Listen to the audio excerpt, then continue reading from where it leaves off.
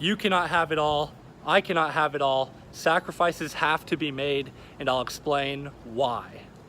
So I have this philosophy, and before I get started, I'm in a resident living area at the University of Florida. It's an area nearby where I live. Anyway, I have this philosophy about staying in shape where if you do what you like, you're going to have a much easier time. So what do I like to do? I like to lift weights. I like to feel the strain of pushing on the weights and trying to achieve better strength goals. That helps me stay in shape. And then also, I like to play basketball kind of as my cardio. But recently I've been slacking a little bit and I decided to go play basketball again last night at one of the UF gyms. It's called Southwest Rec Center. Anyways, so back in high school, I actually used to be pretty good at basketball. By no means great, but I was on the freshman basketball team. And for about a year, I was practicing about 1 hour a day. And I got pretty good for a freshman, pretty good for a 14-year-old. But I have not, in the last, 6 years, spent even 1 hour of focused, intense basketball training with the intent of trying to improve, okay? So last night when I went to go play basketball, I was absolutely terrible. I missed the majority of my shots, didn't feel good at all, was kind of out of shape a little bit in terms of running, didn't play great defense, just overall a bad outing of basketball. And I was kind of like, wow, I really suck at basketball now. Maybe I should try to train a little bit more and get better and spend a lot of time and, try to get better again, relive what I did at age 14 on the freshman basketball team, right? And then I remembered this, what I'm about to tell you, and it's going to provide you with a lot of value. I know it will. Okay, what I remembered is that in life, sacrifices have to be made. Right now, I'm trying to become a mechanical engineer. I'm at the University of Florida studying mechanical engineering.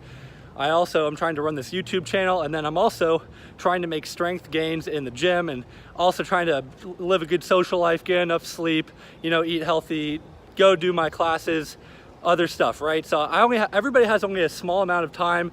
Everybody has the same amount of time, limited. You do not have unlimited amounts of time.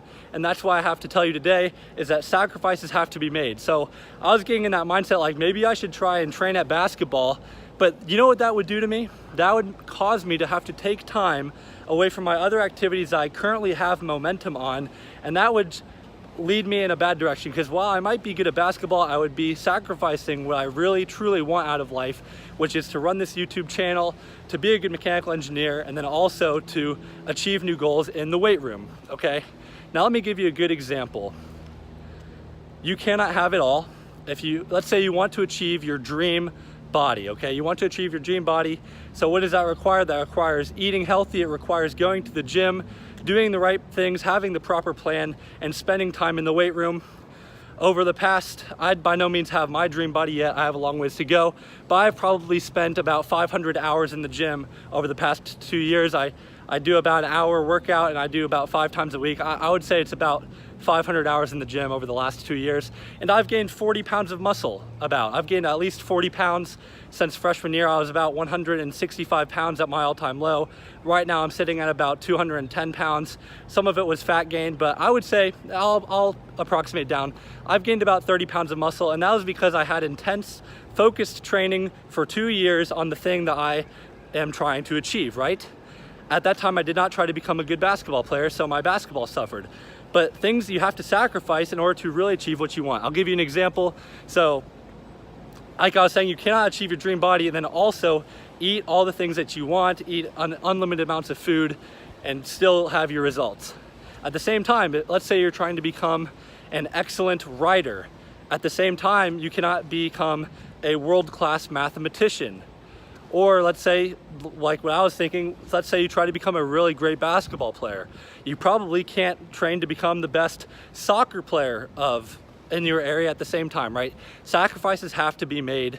You cannot have it all. You have to choose, and you have to narrow your focus. You see, society tells you to try to be well-rounded, and that is such a false thing, and that's something that I followed for many years.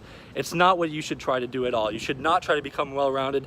What you should instead try to do is to have a big spike, not well-rounded. You want to have a big spike, and you want to be highly skilled, highly trained, highly developed And those 1 to 3 areas that you feel you like, that you feel you want to be great at, and that you feel you have like a natural talent and inclination for, right?